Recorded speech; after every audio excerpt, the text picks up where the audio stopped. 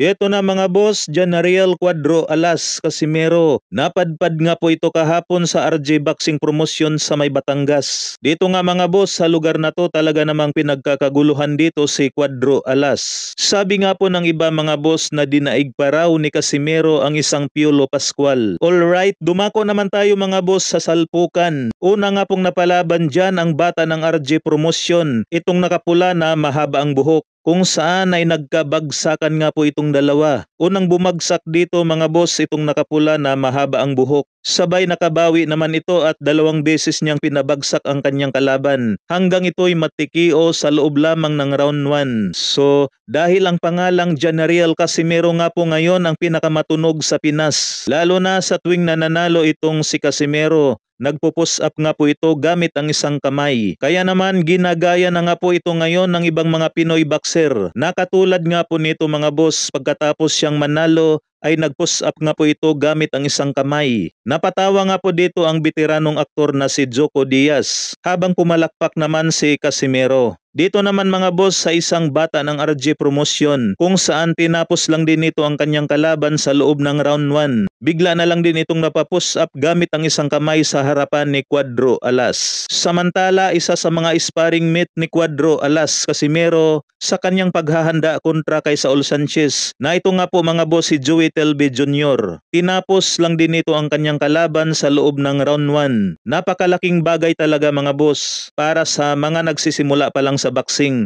Tapos makaka-sparring nila ang katulad ni Cuadro Alas Casimero na dating 3 Division World Champion. Talagang maraming matutunan dito ang mga boksingerong pausbong pa lang. Ako sa pula.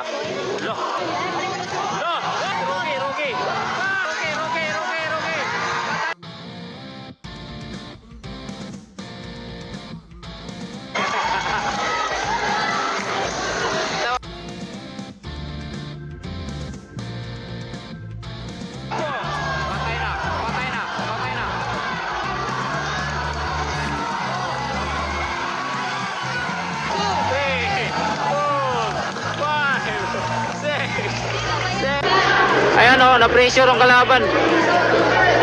Hindi po ganyan lumalaban po si Joey mga boss, no? Ano po yan? Slugger. Pero yung ginagawa niya ngayon, fighter. Bong! Bong! Bong! Bong! Bong! Bong! Bong! Bong! Bong!